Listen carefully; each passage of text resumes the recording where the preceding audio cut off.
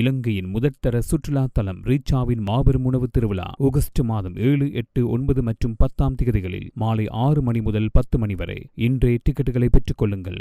வணக்கம், இது ஐபிசி தமிழின் பிரதான செய்திகள். முதலில் தலைப்புச் செய்திகள். ரணிலின் திடீர் தீர்மானத்தின் பின்னாலுள்ள மர்மம், குழப்பத்தில் அனுர அரசு. செம்மணி மனித புதைக்குழி 25ஆம் நாள் அகழ்வில் 2 சிறுவர்கள் கைக்குழந்தை உள்ளடங்களாக 10 எண்புக்கூடுகள் மீட்பு. பிள்ளையான் வழக்கில் மேலும் பல அதிர்ச்சி தகவல்கள். புலனான 5 மனித கொலைகள். 2026 உயர்தர பரீட்சையில் குளறுபடி, அரசாங்கத்திற்கு எதிராக வழக்கு தொடுக்க தயாரான கம்மன்பில. சட்டவிரோத மீன்பிடியில் ஈடுபட வேண்டாம், வெற்றிலைக்கேணி கடற்படை அதிகாரி அறிவுறுத்தல். உலகிற்கு ட்ரம்ப் வெளியிட்ட மகிழ்ச்சி தகவல், முடிவுக்கு வரும் போர். ஆசிரியர் மற்றும் அதிபர்களுக்கான சம்பள உயர்வு, ஜோசப் ஸ்டாலின் விடுத்துள்ள கோரிக்கை. இலங்கை தொடர்ந்து திணைக்களம் மீது இணையவழி தாக்குதல், தொடரும் சிக்கல். இனி தொடர்பான விரிவான செய்திகள்.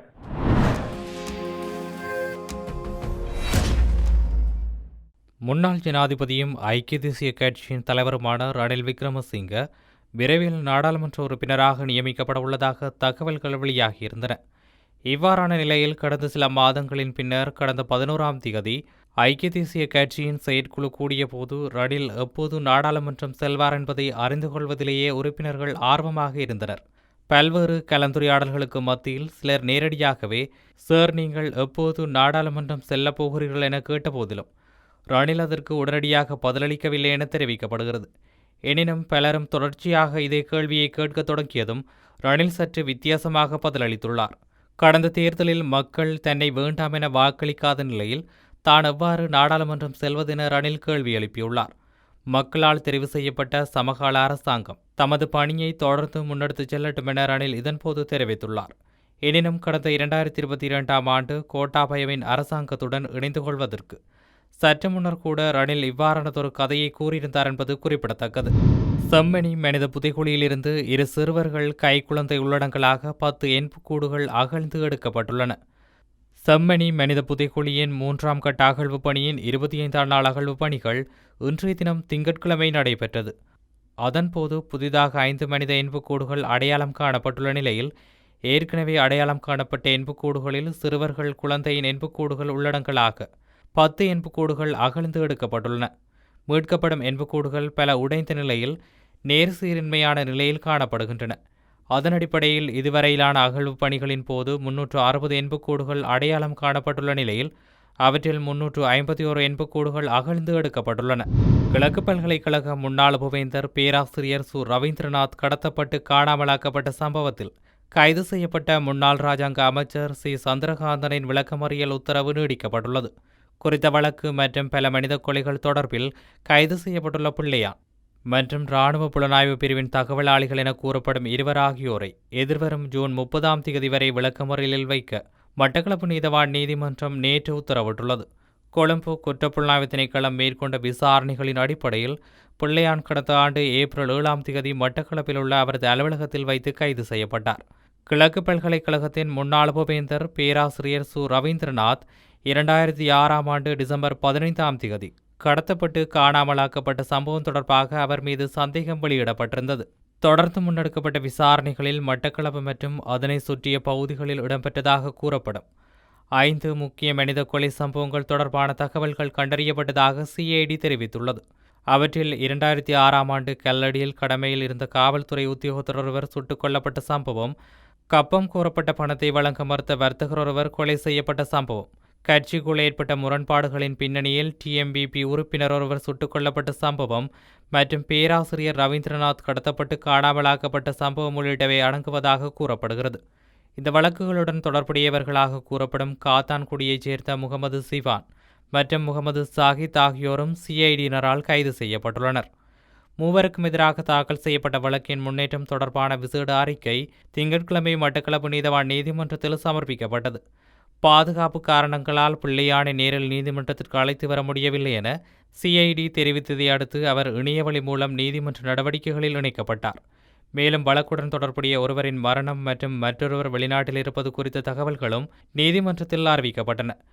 வழக்கை பரிசீலித்த நீதவான் பிள்ளையான் உள்ளிட்ட மூவரையும் எதிர்வரும் ஜூன் 30ஆம் தேதி வரை விளக்கமறியலில் வைக்க உத்தரவிட்டார். இதற்கிடையில் பிள்ளையானின் நெருங்கிய ஆதரவாளரும் கிழக்கு மாகாண சபையின் முன்னாள் உறுப்பினருமான இனிய பாரதி என அழைக்கப்படும் கே புஷ்பகுமார் மீது 7 மனித கொலைகள் தொடர்பில் சட்ட நடவடிக்கைகள் முன்னெடுக்கப்பட்டுள்ளதாகவும் தெரிவிக்கப்பட்டுள்ளது. அதேவேளை 2026 ஆண்டு அக்கரைப்பற்று நீதிமன்ற ஆவண காப்பகத்திற்கு தீ வைக்கப்பட்ட சம்பவத்துடன் பிள்ளையான் தரப்பினருக்கு தொடர்பிருப்பதாக விசாரணைகளில் தெரிவிக்கப்பட்டுள்ள நிலையில் அதனுடன் தொடர்புபட்ட குற்றச்சாட்டுகளின் பேரிலும் விசாரணைகள் இடம்பெற்று வருகின்றன. இந்நிலையில் பிள்ளையானை நீதிமன்றத்தில் முன்னிலைப்படுத்தப்பட்டதாக தகவல்கள் வெளியானதை அடுத்து மட்டக்களப்பு நீதிமன்ற வளாகம் மற்றும் அதன் சுற்றுப்புறங்களில் விசேட அதிரடிப்படை மற்றும் காவல்துறை பலத்த பாதுகாப்பு ஏற்பாடுகளை மேற்கொண்டிருந்ததாக எமது பிராந்திய செய்தியாளர் தெரிவித்துள்ளார். 2026 ஆண்டுக்கான காப்போத உயர்தர பயிற்சியை ஒத்திவைக்க அரசாங்கம் மறுத்தால் சட்ட நடவடிக்கை எடுக்கப்படும் என பிவித்துருகேல உரிமைய கட்சியின் தலைவர் உதய கம்மன்பில எச்சரிக்கை விடுத்துள்ளார். கடந்த ஆண்டுகளுடன் ஒப்பிடுகையில் மாணவர்களுக்கு தயாராவதற்கு மிக குறைவான காலமே வழங்கப்பட்டுள்ளதாக அவர் நேற்று நடைபெற்ற ஊடக சந்திப்பொன்றில் குற்றம் சாட்டியுள்ளார். 2026 ஆண்டுக்கான உயர்தர பரீட்சை ஆகஸ்ட் 10 தொடங்க திட்டமிடப்பட்டுள்ளது என்றும், ஆனால் அதற்கு முந்தைய பரீட்சையின் முடிவுகள் மார்ச் 31 வெளியிடப்பட்டதால் 2வது அல்லது 3வது முறையாக பரீட்சை எழுத திட்டமிடும் மாணவர்களுக்கு தயாராவதற்கு சுமார் 133 நாட்கள் மட்டுமே உள்ளதாக கம்மன்பில குறிப்பிட்டுள்ளார். கடந்த ஆண்டுகளில் பரீட்சார்த்திகள் தங்களது பரீட்சை முடிவுகளை பெற்ற பிறகு தயாராவதற்கு 178 முதல் 198 நாட்கள் வரை அவகாசம் பெற்றிருந்ததாகவும், தற்போது இந்த குறைக்கப்பட்ட தயாரிப்பு காலம் நியாயமற்றது என்றும் அவர் தெரிவித்துள்ளார். சமீபத்திய ஆண்டுகளில் பரீட்சார்த்திகளுக்கு 27 முதல் 32 மாதங்கள் வரை படிப்பு நேரம் கிடைத்த நிலையில் 2026 ஆண்டு பரீட்சை எழுதும் மாணவர்களுக்கு சுமார் 21 மாதங்கள் மட்டுமே படிப்பு நேரம் கிடைக்கும் என்பதால் முதல் முறை பரீட்சை எழுதும் மாணவர்களும் பாதிக்கப்பட்டுள்ளதாக கம்மன்பில சுட்டிக்காட்டியுள்ளார். இதன்படி பாதிக்கப்பட்ட மாணவர்கள் சமத்துவத்திற்கான அரசியலமைப்பு கோட்பாடு மீறப்பட்டதாக கூறி உயர்நீதிமன்றத்தில் அடிப்படை உரிமைகள் மனுக்களை தாக்கல் செய்யவோ அல்லது மேன்முறையீட்டு நீதிமன்றம் மூலம் நிவாரணம் கோரவோ வாய்ப்புள்ளது என்று அவர் கூறியுள்ளார். 2022 ஆண்டில் இதேபோன்ற ஒரு சர்ச்சையை நினைவுகூர்ந்த கம்மன்பில தயாரிப்பு நேரம் குறித்து கவலைகள் எழுப்பப்பட்டதை தொடர்ந்து பரீட்சை இறுதியாக ஒத்திவைக்கப்பட்டதாக தெரிவித்துள்ளார். இந்நிலையில் 2026 ஆண்டு பரீட்சை அட்டவணையை மறுபரிசீலனை செய்து மாணவர்களுக்கான நியாயத்தை உறுதி செய்யுமாறு அரசாங்கத்தையும் கல்வி அமைச்சையும் அவர் வலியுறுத்தியுள்ளார். வெற்றிலைக்கேணி கடற்படை கட்டளை மையத்திற்குட்பட்ட வடமராட்சி கிழக்கு பகுதிகளில் சட்டவிரோத மீன்பிடியில் ஈடுபட வேண்டாம் என வெற்றிலைக்கேணி கடற்படை அதிகாரி மீனவர்களுக்கு அறிவுறுத்தல் விடுத்துள்ளார். ஜாழ் வடமராட்சி கிழக்கு பகுதிகளில் தொடர்ச்சியாக சட்டவிரோத மீன்பிடி தொழில் அதிகரித்துள்ளதால் சிறு தொழிலாளிகள் கடுமையாக பாதிப்படைந்து வருகின்றனர். சட்டவிரோத நடவடிக்கையை கட்டுப்படுத்துவதற்காக வெற்றிலைக்கேணி கடற்படையினர் தொடர் சுற்றிவளைப்புகளை மேற்கொண்டு பலரை கைது செய்து வருகின்றனர். இதன்போது கருத்து தெரிவித்த வெற்றிலைக்கேணி கடற்படை அதிகாரி, வடமராட்சி கிழக்கில் அதிகரித்துள்ள சட்டவிரோத மீன்பிடியை கட்டுப்படுத்த நாம் தொடர் நடவடிக்கையை மேற்கொண்டு வருகின்றோம். இவர்கள் பல்லாயிரக்கணக்கான மீன்களை அழித்து வருவதோடு ஏனைய மீனவர்களுக்கும் பாதிப்பை ஏற்படுத்துகின்றனர். இவ்வாறு சட்டவிரோத மீன்பிடியில் ஈடுபடுபவர்களை கைது செய்யும் போது கடற்படை தம்மை தாக்குவதாக பொய்யான தகவலை பரப்பி வருவதாகவும், மக்களுக்கு பாதிப்பை ஏற்படுத்தும் சட்டவிரோத மீன்பிடி நடவடிக்கையை விரைவில் கட்டுக்குள் கொண்டு வருவோம் எனவும் தெரிவித்துள்ளார். அமெரிக்காவும் ஈரானும் அமைதி ஒப்பந்தத்தை எட்டியதை அடுத்து ஹோர்முஸ் நீரிணையை மீண்டும் திறப்பதாகவும் அதன் மீதான கடற்படை முற்றுகையை உடனடியாக அகற்றுவதாகவும் ஜனாதிபதி ட்ரம்ப் அறிவித்துள்ளார். இந்த சிறப்பான ஒப்பந்தம் இப்பகுதி முழுமைக்கும் அமைதியையும் பாதுகாப்பையும் கொண்டு வரும். ஈரானுடன் அமைதியை ஏற்படுத்த பல ஜனாதிபதிகள் முயன்றுள்ளனர். ஆனால் எனக்கு முன்னால் இருந்த அனைவரும் அதில் தோல்வியடைந்தனர். உண்மையான அமைதியை அடைய தங்களுக்கு உதவக்கூடிய ஒரு ஜனாதிபதியை இப்பகுதி தலைவர்கள் முதன்முறையாக கண்டறிந்துள்ளனர்.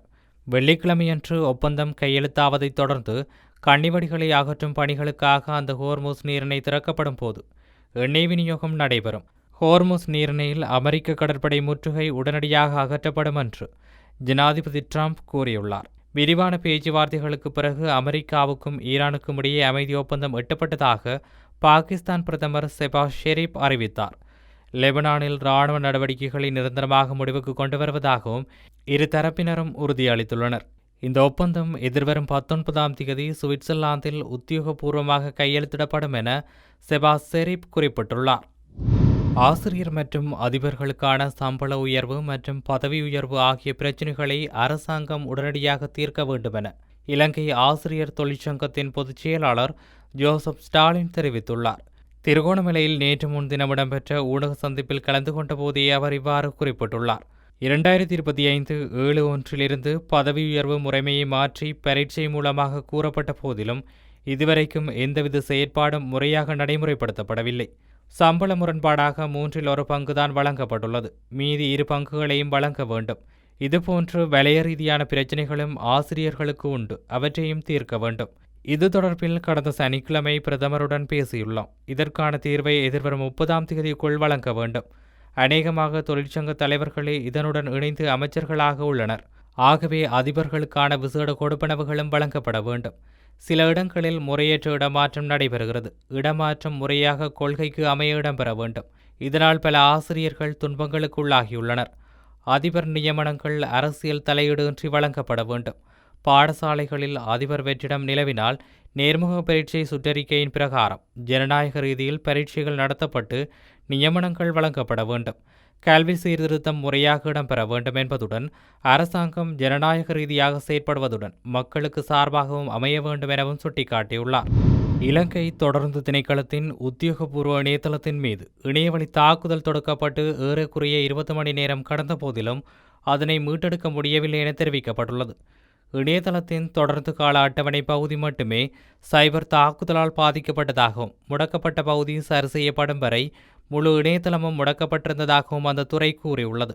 தொடர்ந்து திணைக்களத்தின் அதிகாரப்பூர்வ இணையதளம் நேற்று முன்தினம் இரவு இணையவழி தாக்குதலுக்கு உள்ளானது.